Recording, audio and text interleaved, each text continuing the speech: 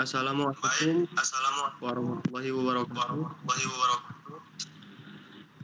Langsung saja yang terhormat Bapak Ardian Asyari selaku dosen pengampu perancangan metode penelitian.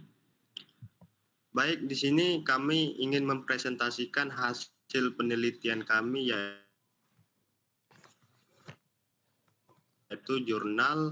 yaitu judul artikel kami adalah peran siklus hidup perusahaan terhadap kekuasaan chief executive officer dan manajemen laba. Baik, di sini ada perinciannya yang sudah kami peneliti.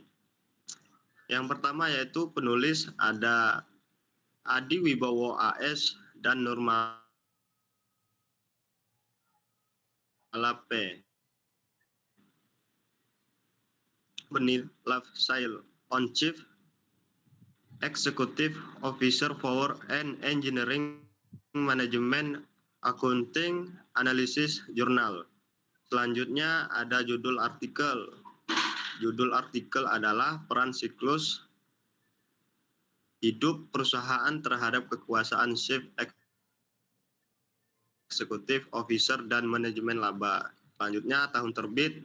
Jurnal ini diterbitkan pada tahun 2023. Selanjutnya nama jurnal tersebut adalah Jurnal Analisis Akuntansi. Negara tempat penelitian ini adalah dilakukan di jurusan akuntansi Fakultas Ekonomi dan Bisnis Universitas Pamulang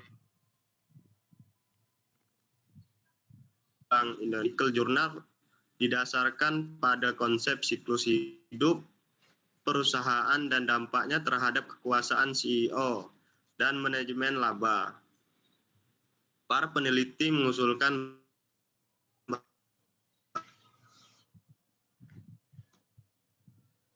bahwa berbagai tahapan sikluhan kedewasaan dan turunan dapat mempengaruhi tingkat kekuasaan CEO dan cenderung mereka untuk terlibat dalam aktivitas manajemen laba. Penelitian mengacu pada risiko kerja keuangan.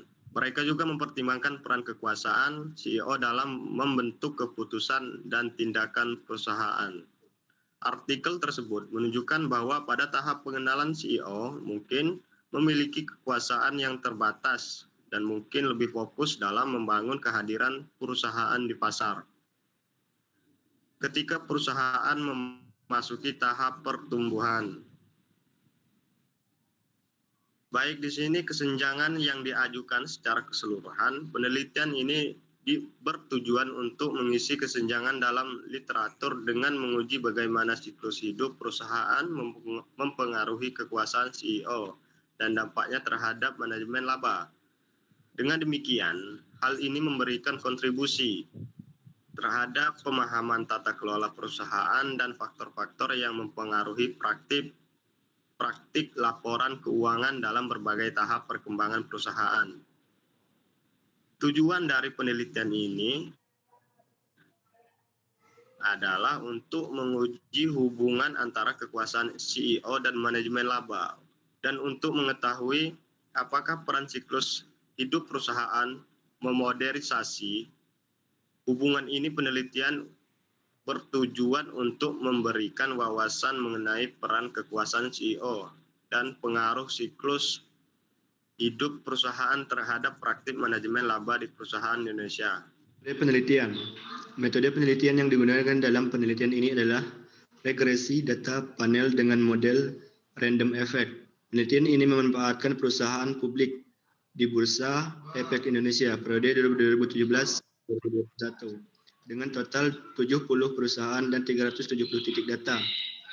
Pemilihan sampel dilakukan dengan menggunakan metode pervasive sampling, yaitu mengeliminasi perusahaan-perusahaan yang outlier. Statistik deskriptif, analisis korelasi dan analisis regresi dilakukan untuk menganalisis data dan menguji hipotesis. Penelitian tersebut menguji hubungan antara kekuasaan CEO dan manajemen laba. dengan siklus hidup perusahaan sebagai variabel moderasi.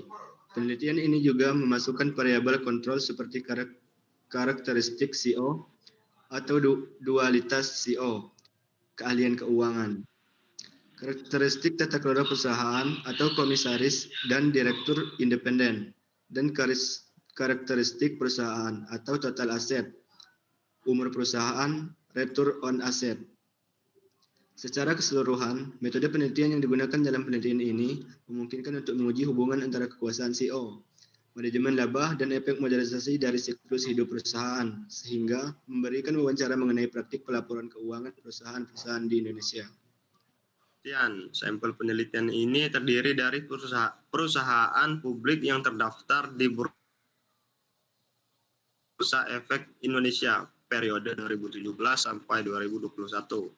Sebanyak 74 perusahaan yang dipilih dengan menggunakan metode survey sampling menghilangkan perusahaan yang outlier. Jurnalis akuntansi.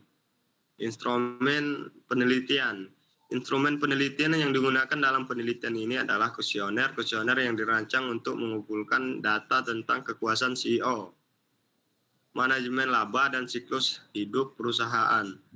Kuesioner tersebut mencakup item-item yang berkaitan dengan karakteristik CEO, dengan dualitas CEO dan keahlian kekurangan, serta karakteristik perusahaan seperti total aset dan umur perusahaan. Kuesioner juga mencakup item untuk menilai tahapan siklus untuk perusahaan seperti pengenalan, pertumbuhan, kedewasaan, dan penurunan. Respondennya adalah CEO atau eksekutif tingkat atas dari perusahaan sampel, Adi Wibowo, AS, dan Nurmala P. 2023. Peran siklus hidup perusahaan terhadap kekuasaan Chief Executive Officer dan manajemen laba. Jurnal Analisis Akuntansi. Selanjutnya, analisis data. Analisis data dalam penelitian ini menggunakan statistik deskriptif, analisis korelasi, dan analisis regresi. Statistik deskriptif digunakan untuk memberikan gambaran tentang karakteristik sampel, misalnya rata-rata tingkat manajemen laba di perusahaan sampel adalah 0,02 unit dan 61,89% CEO memiliki kekuasaan yang lebih kecil. Analisis korelasi dilakukan untuk menguji hubungan antar variabel. Hasil penelitian menunjukkan tidak terjadi permasalahan multikoliniaritas antar variabel karena korelasi tertinggi berada di bawah 0,85. Analisis regresi dilakukan untuk menguji hipotesis dan mengetahui pengaruh moderasi siklus hidup perusahaan.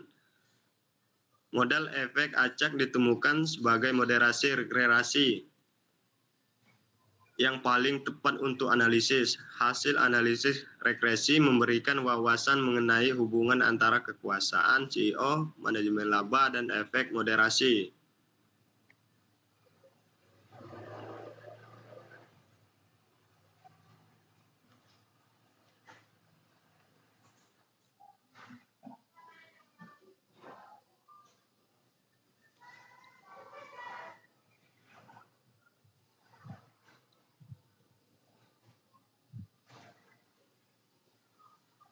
Selanjutnya, hasil penelitian.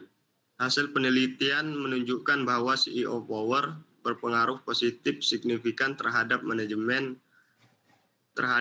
laba. Hal ini menunjukkan bahwa CEO yang mempunyai kekuasaan lebih besar kemungkinannya untuk melakukan aktivitas manajemen laba. Lebih lanjut, penelitian ini menemukan bahwa siklus hidup perusahaan moderasi hubungan antara kekuasaan CEO dan manajemen laba. Secara khusus, tahap pengenalan dan pertumbuhan siklus hidup perusahaan memperkuat hubungan positif antara kekuasaan CEO dan manajemen laba. Sebaliknya, tahap kedewasaan dan kemunduran memperlemah hubungan ini. Selanjutnya, keterbatasan penelitian. Keterbatasan penelitian ini antara lain sulitnya mengumpulkan profil CEO secara komprehensif sehingga mengakibatkan hanya digunakan sedikit variabel untuk